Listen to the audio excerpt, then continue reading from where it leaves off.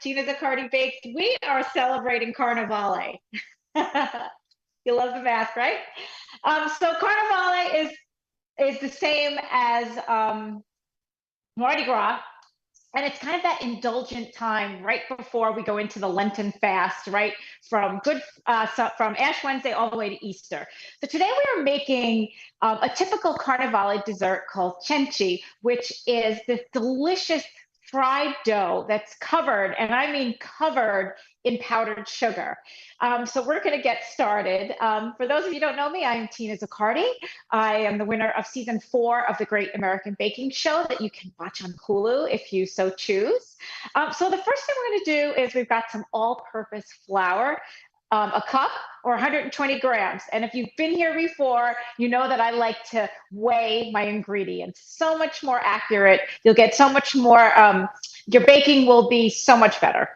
So we're going to start with 1 cup of flour. And to that, we're going to add a tablespoon of granulated sugar and 1/8 of a teaspoon of kosher salt.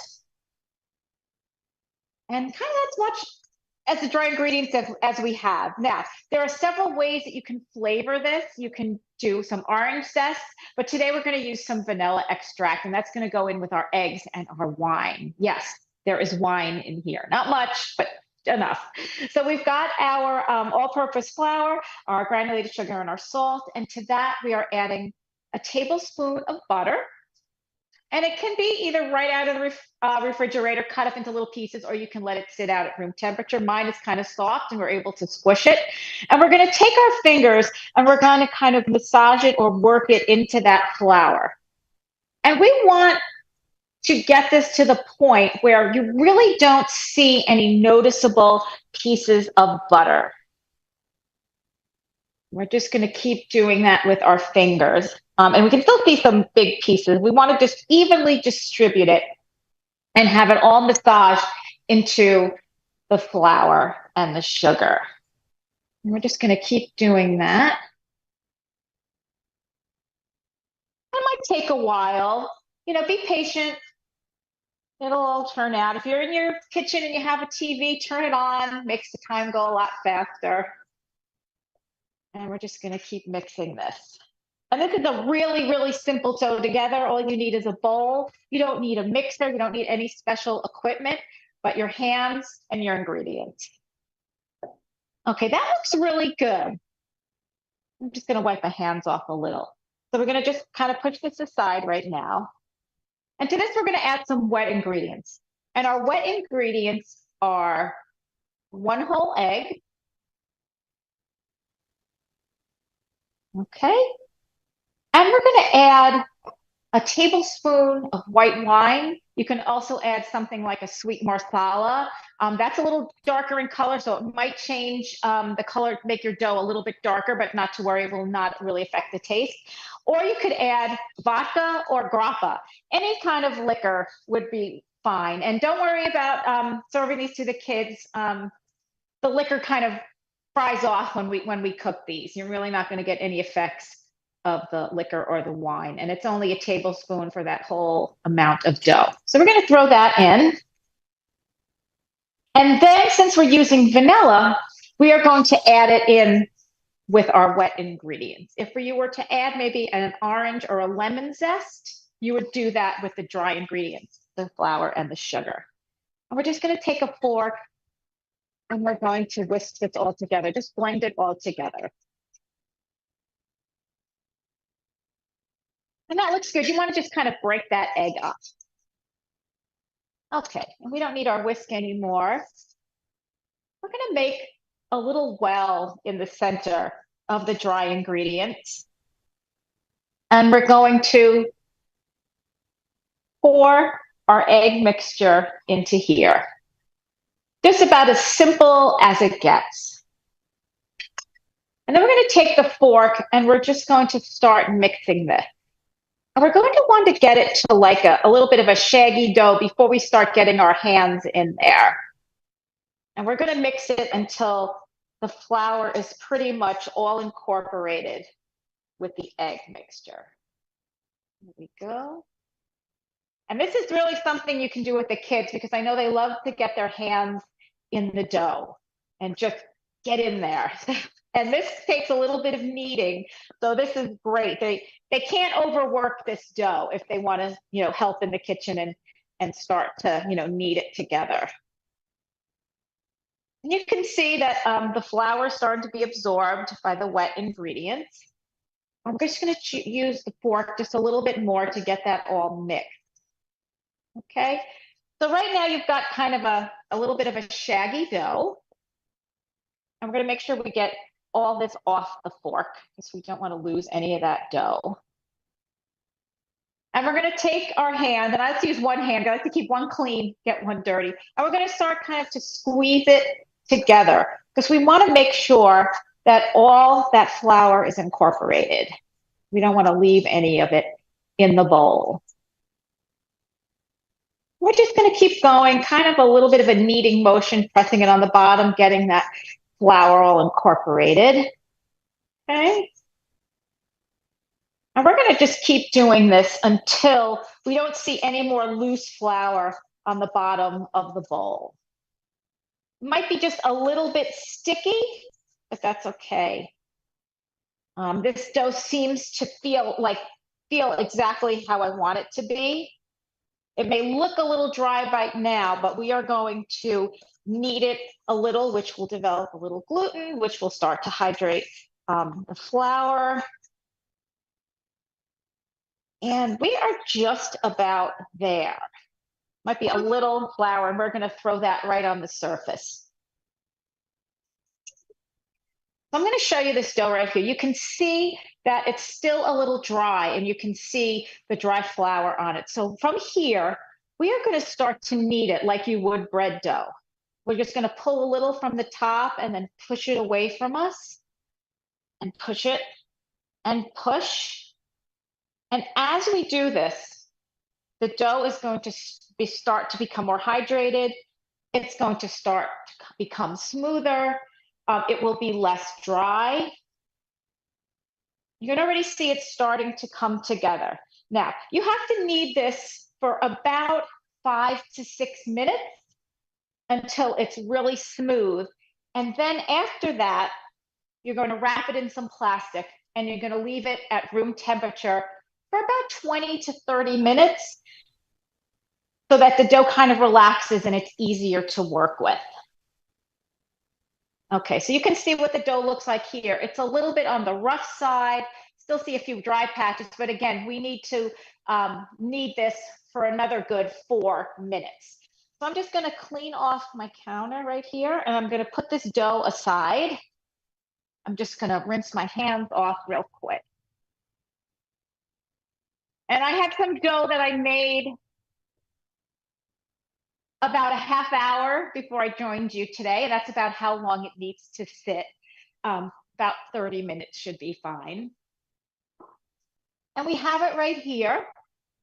And you can see just how soft it is because the flour has been hydrated. It's had time to sit and relax. And this dough is really nice. You can see it's really, look at that.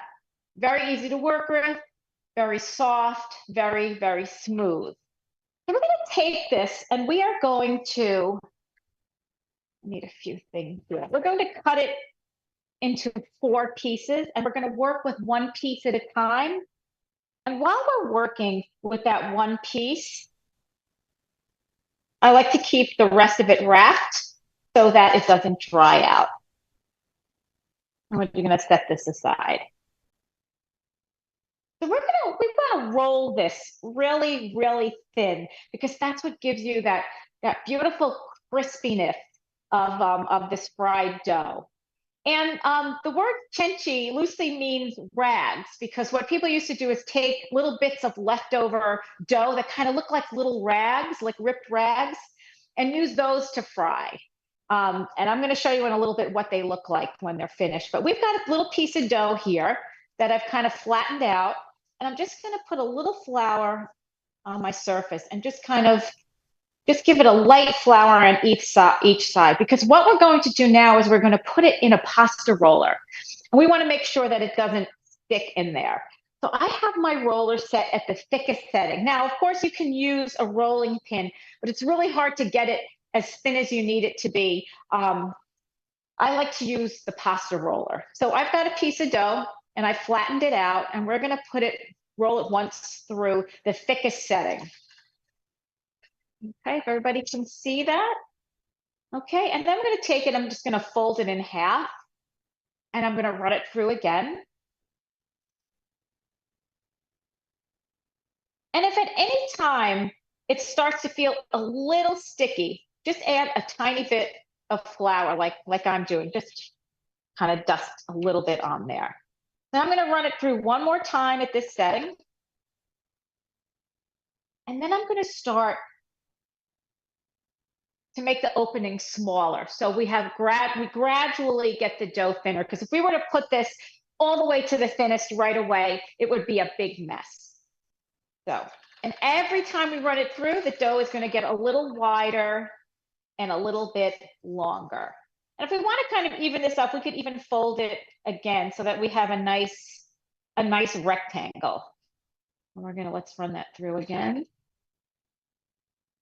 Okay, there we go. I'm just going to add a little flour again. There we go.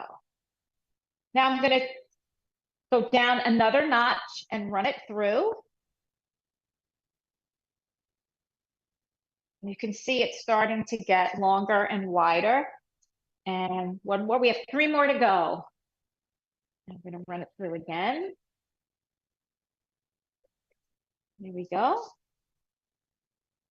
This dough is perfect. It's not, I just needed a tiny little bit of flour. One more, we have 1 more left after this one. So we're going to run it through. There we go. We're starting. You can start to see how thin it's getting. You can almost see my hand through it, but not quite. And this is the thinnest one. It's our last one. And we're going to send it through one more time. And it's going to get a little longer.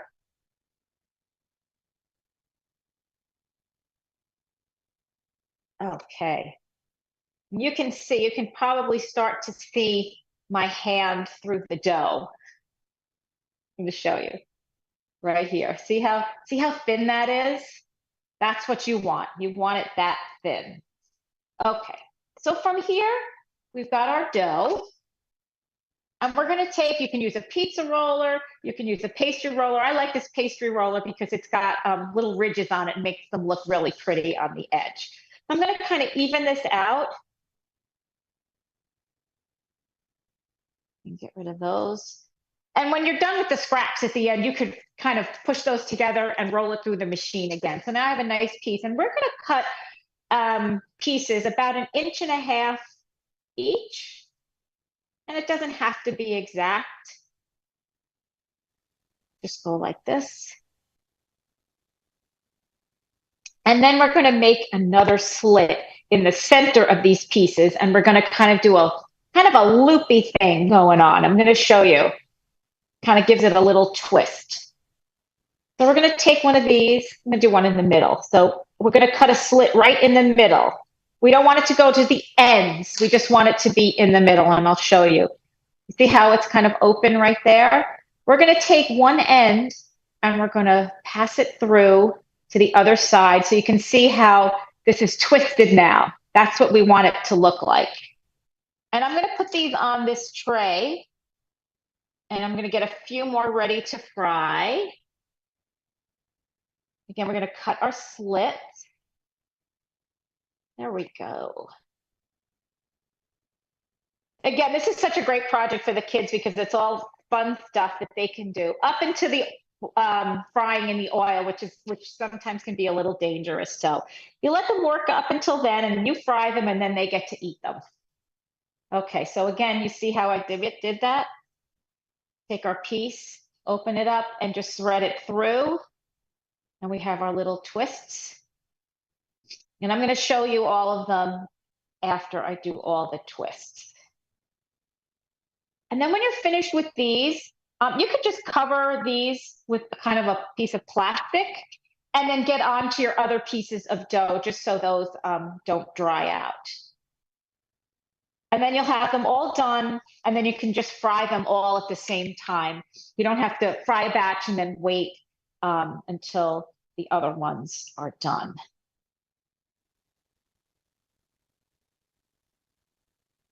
Okay.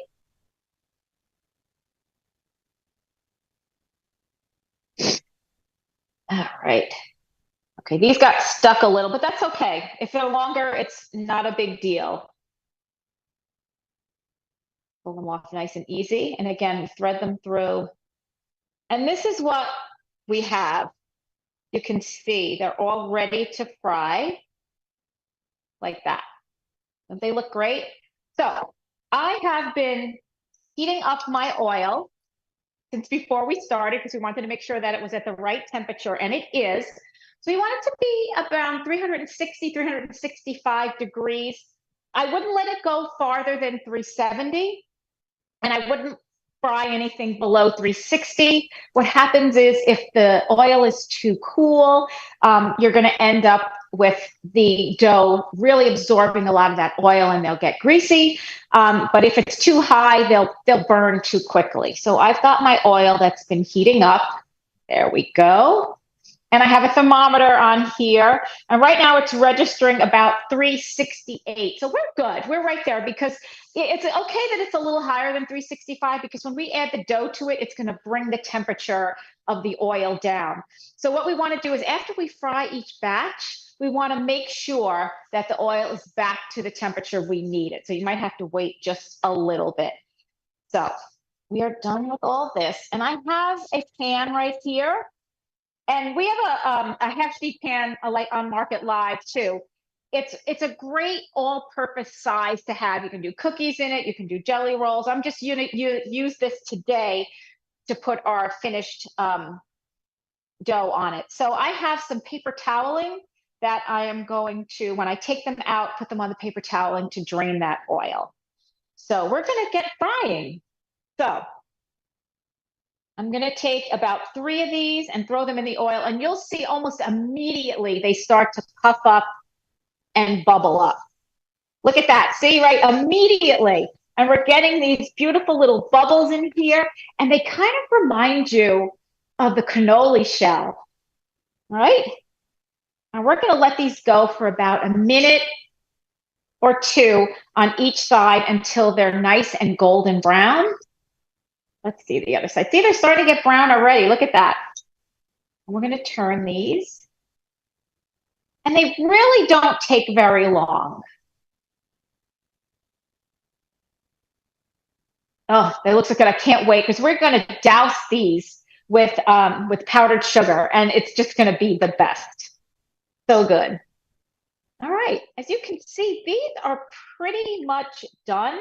Maybe that one needs a little more on that side, but they're nice and golden brown.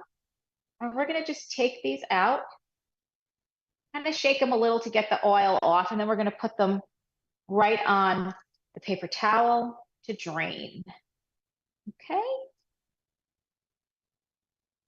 There we go. Maybe turn them over on the other side to just kind of block the other side. I'm going to do 3 more just to show you one more time how they just puff up so quickly. So my oil is still good. It's still about 367.